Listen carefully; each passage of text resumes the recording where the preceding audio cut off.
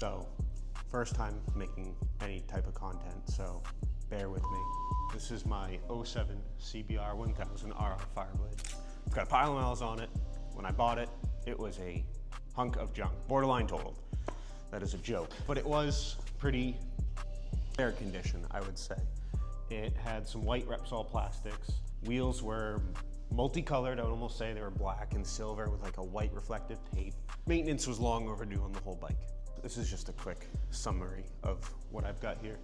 New plastics, powder coated the wheels, wheel bearings, new tires, chain, sprockets, maintenance, spark plugs. The only thing that I have not done to this bike is simply done the valve adjustment because I was told that it had been done. So totally just going out on a whim that they were done.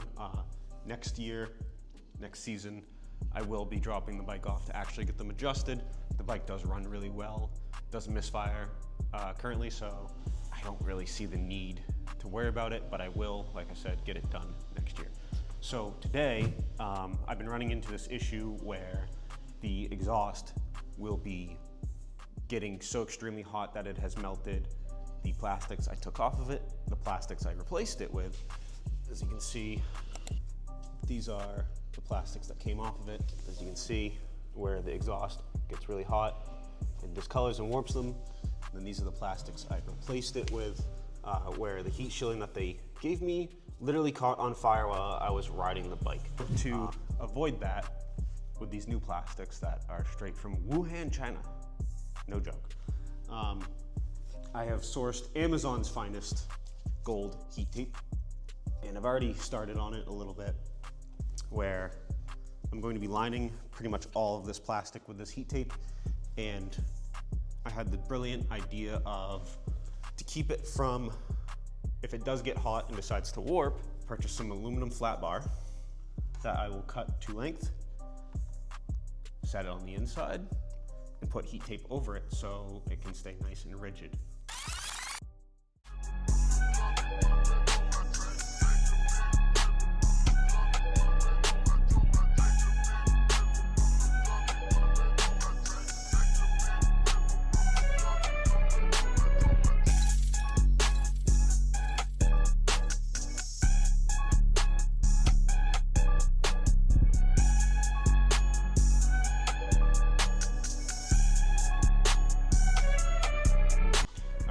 So meticulously cutting the tape, putting the aluminum flat bar, made this really rigid. This was pretty flimsy before. So I'm actually pretty happy with it, hoping this heat tape will reflect a lot of the heat to keep it from warping. And then with the flat bar, that'll keep it nice and in shape. Time for probably the part I'm least looking forward to, and that is the heat wrap, which is this stuff right here. So you literally wrap it around the exhaust and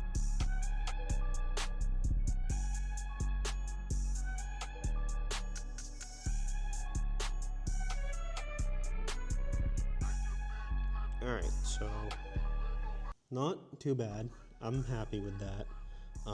I gotta go into town to get some better zip ties because these ones that came with the heat wrap seem pretty subpar, like they'll just do.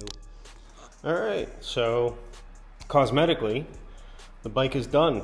Infinitely better, and hopefully the precautions I did with doing the extra steps of the heat shielding, wrapping the exhaust, and that straight bar pay off for keeping this bike looking good. Here's the other side. I'm pretty happy with it. So now, just time to adjust the chain.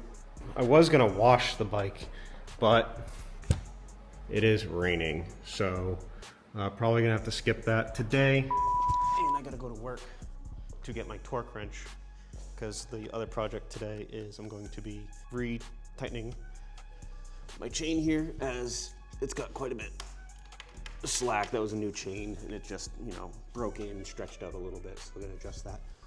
Just got done waxing the chain. I like to use this Maxima Racing chain wax. I like the way that the wax just, kind of solidifies and just kind of makes a barrier with it being a wax versus a lube.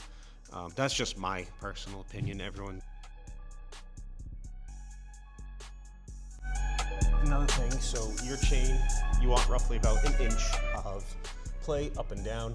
I have my tape measure, the bottom of the link at 2. I push up on it and it's at 1. So this is where I'm going to keep the adjuster on this side. So I've been adjusting it. So I got that side loose. I've got my fancy chain alignment tool. It's a laser that goes on the sprocket, and I don't know if you can see down in there. It's a little off, so I'm gonna make sure that's nice and aligned and taut. Side.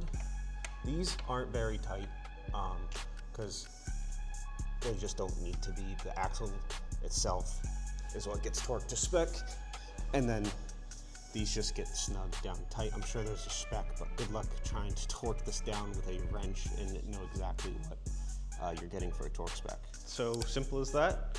Torque the axle down to spec. I kept my chain adjuster, or sorry, my chain alignment tool, which I got on Amazon. It's pretty simple, just look up chain alignment tool. On there the whole time to make sure it didn't, go all cattywampus on me.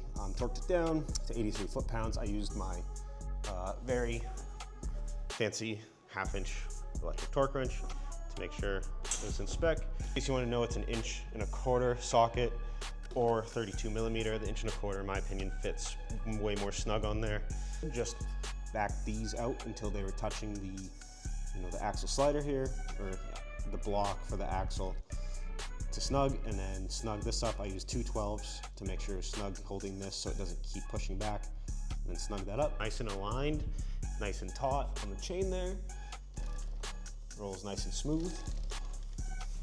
And that should be straight on with the bike. So now just gotta do some maintenance, and then really I'm done with the bike for today.